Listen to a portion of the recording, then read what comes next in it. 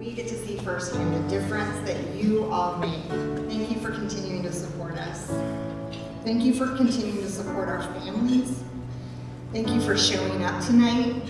Thank you for showing up daily when our families need your support the most. And now, it's my honor to introduce to you the real hero, Ben Brandenburg.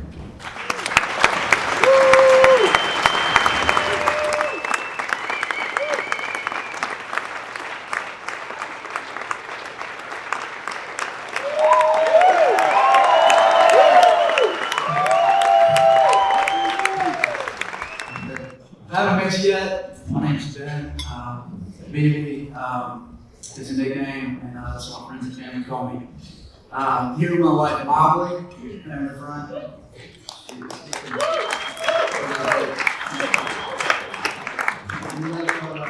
Two daughters, Abby and Shelby, back in Watkinsville. Abby's 5.5, Shelby's 3.5. And Kelly did extend an invite, which I didn't understand it, but I did us all a favor, and I love them. I'm a babysitter.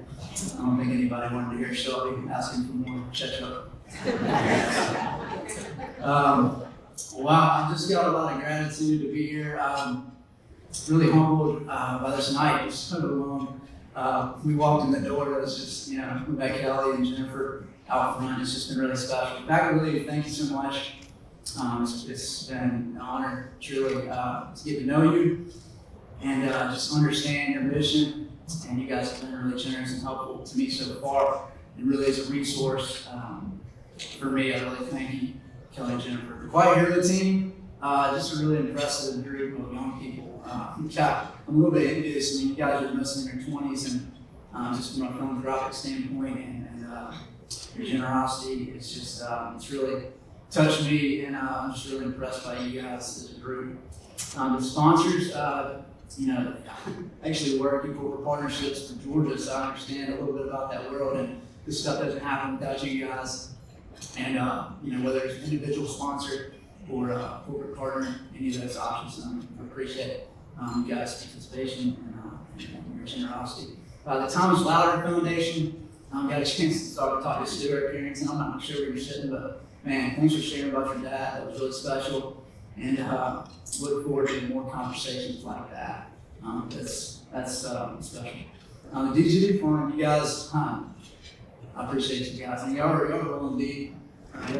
Well represented tonight, and thank you so much for being here. I really attracted you guys from the beginning, and just really impressed how you guys had a vision for that and really executed it and done a lot of good things. And I'm thankful that it's touched me as well now.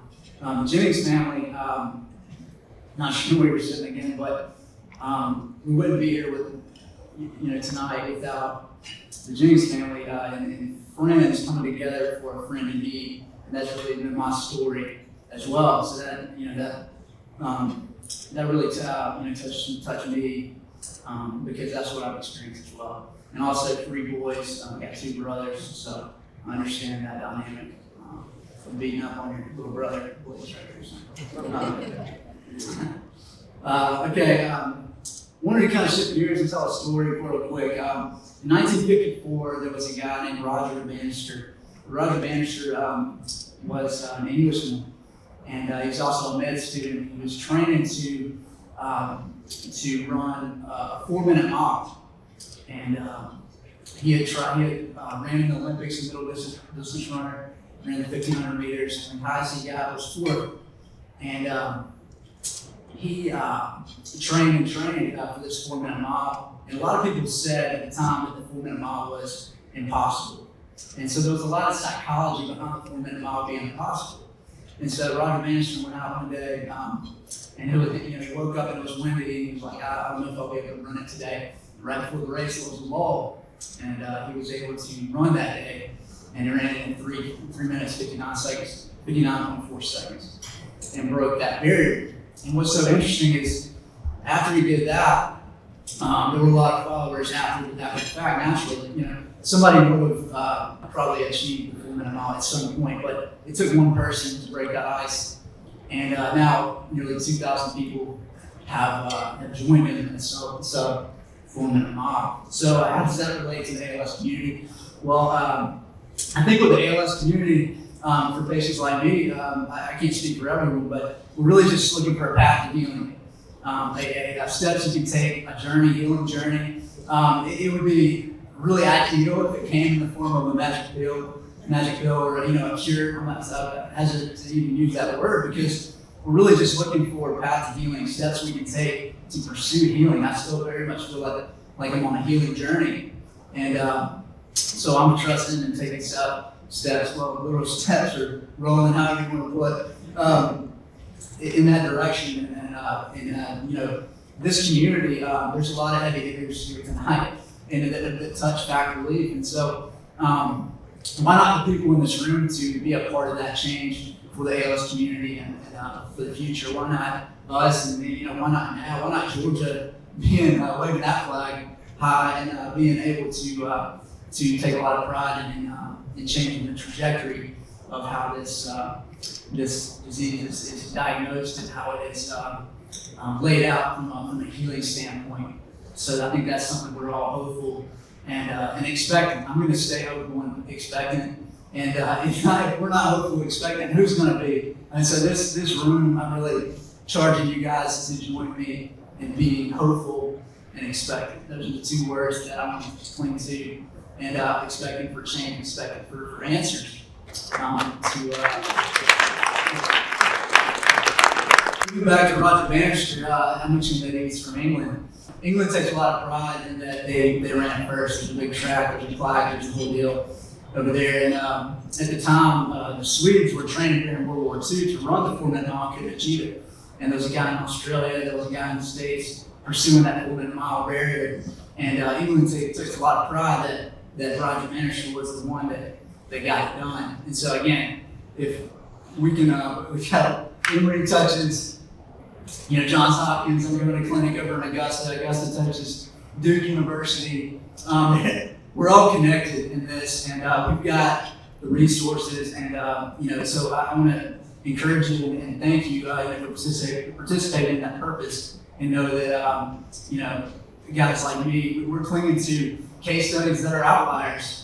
When I see something that's an anomaly, a case that plateaus for amount of time, they're out there. They're head scratcher cases that can be categorized as miracles in the medical profession. But for a guy like me, that creates a lot of hope. And I want to cling to that and search for those.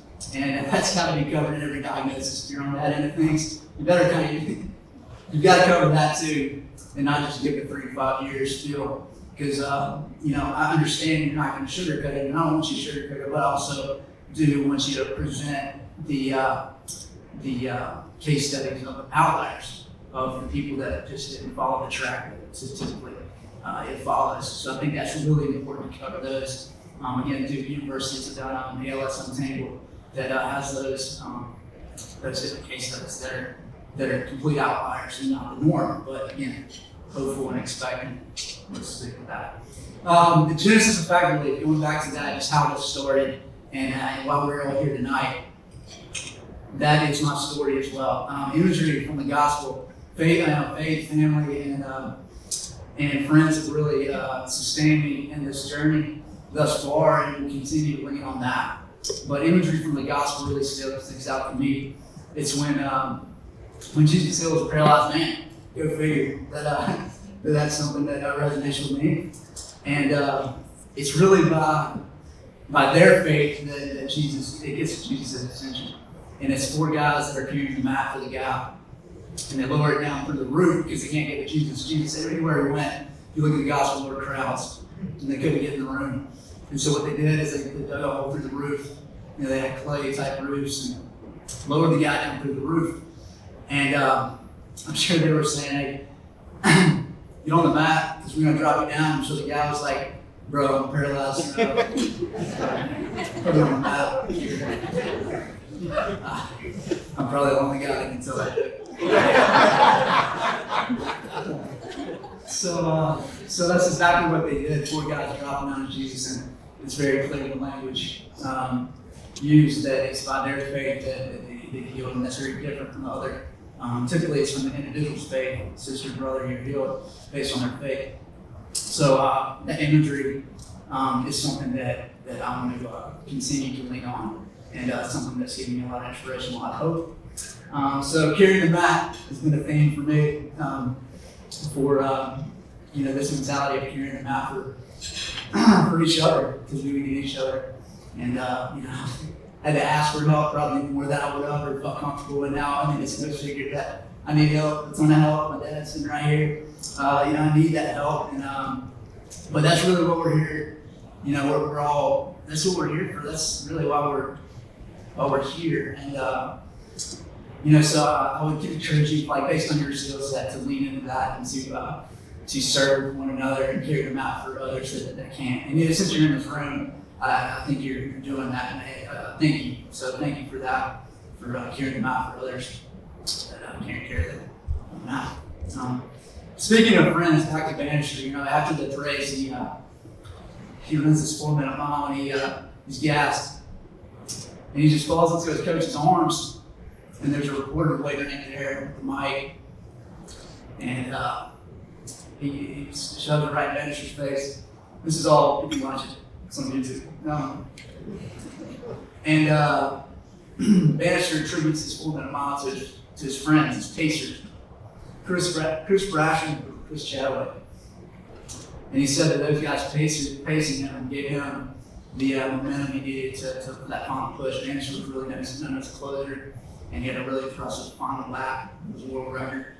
And but those other guys paced him along the way, so that when he got to that last lap, he could turn it on and finish the race, and ultimately so again, the power of friendship, the power of carrying the mat for one another.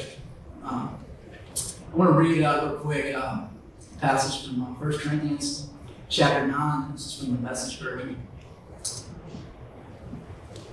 You've all been to the stadium and seen the athletes race. Everyone runs, but there's only one winner. Run to win. All good athletes train hard. They do it for a gold medal that tarnishes and fades. You're after doing this gold eternally. I don't know about you, but I'm running hard for the finish line. I'm giving it everything I've got. No lazy living for me. I'm staying alert and in top condition.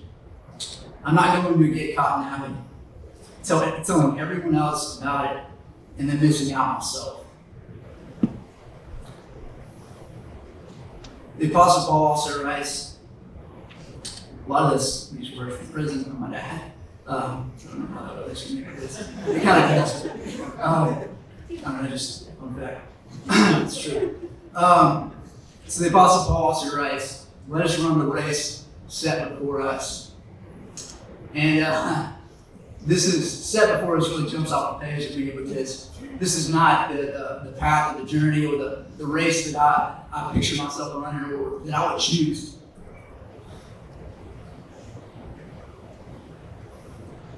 For my family. But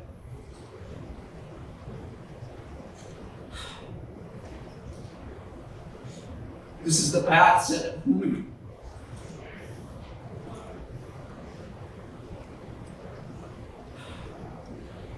And I'm not able to physically run right now, but my mind, my heart, my soul are running. I'm 4340. God, take your time. Come on.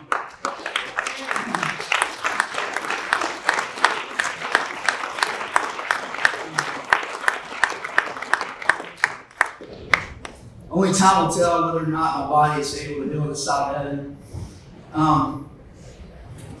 Regardless, I'm so thankful that the physical nature of what I'm experiencing right now in this world is temporary. Very temporary. Christ made the ultimate sacrifice in order for this to be temporary for me.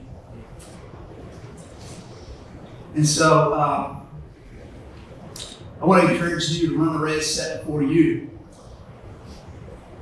And if someone in your life can't run, let's carry them out for them. Maybe I need a beer.